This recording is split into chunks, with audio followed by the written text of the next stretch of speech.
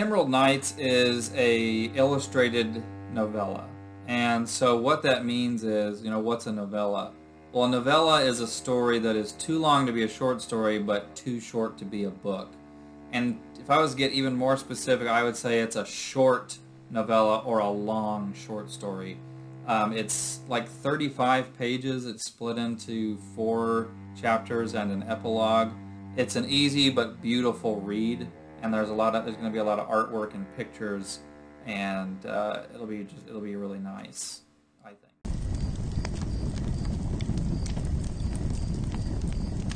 So how the idea of an illustrated novella came to mind is a number of things. Originally, I thought about doing a comic book, and then I was like, maybe I'd do like half comic book art, half prose writing, but then I thought that would look kind of like I was being cheap or something like that, and that's not at all what I'm trying to go for.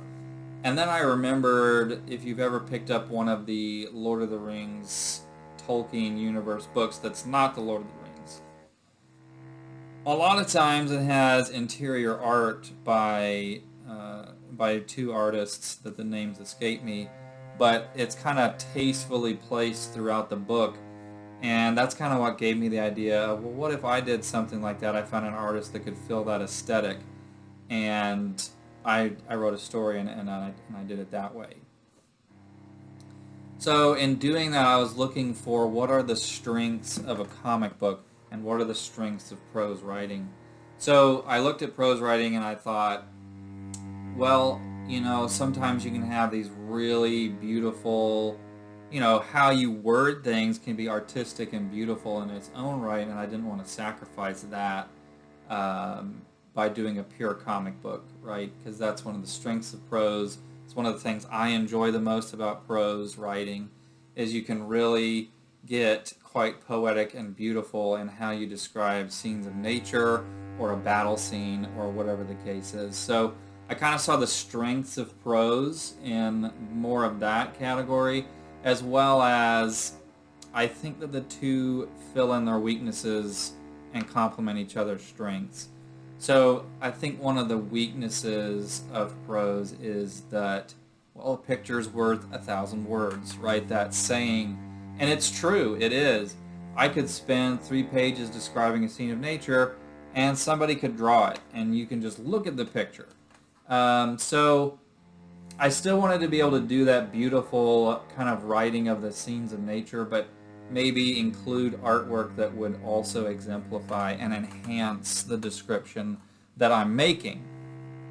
Now, the weaknesses of a comic book is that you can't tell a lot of story in those pages unless you're racking up a considerable bill with the artwork, right?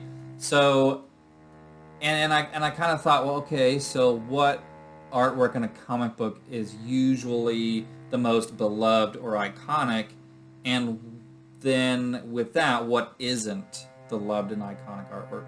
And what I came to the conclusion I came to was that dialogue artwork is typically kind of just like low detail throwaway art most of the time. So I thought, okay, well, let's get rid of that. That's one of the comic book weakness is that you can't tell a lot of story because the pictures take up room. It's beautiful art, but it takes a long time to get anywhere because it limits the amount of words that you have. So I wanted to kind of combine the two and mesh it really nicely. So Emerald Nights, you'll have prose writing, and on the page you will also have the artwork. They're intertwined and they're working together in a way that is harmonious, right? So you might have a scene where Yorn is talking to one of his friends or whatever you have, one of his compadres, and instead of having panels of them talking for 2 pages and taking up 2 pages to have these little itty-bitty bubbles, you have their full conversation, and it allows the convo to breathe, right? You're not trying to keep it short enough to keep in the bubbles. So the conversation has space to breathe and feel more realistic. And then I use artwork, right, not to show their faces conversing, but I might show something in the room that is very important or integral to the plot. So in the example I'm thinking of, Yoren's talking to his like right-hand man, and in the room is this plant, this Venus flytrap of sorts, which is very integral to the plot. And so you have a drawing of the plant and maybe some vines accenting that conversation. And then elsewhere, if there's a battle, well, I have the battle illustrated because that's usually where artwork in comic books is at its best, at least in my opinion. So a lot of the battles have drawings with them, specific moments in the battles have drawings, or when a new character reveal happens. Like, some of the best comic book art is when a new character drops on the stage for the first time, or like there's this big iconic moment where the character like dons their costume for the first time or whatever. So moments like that will have illustrations.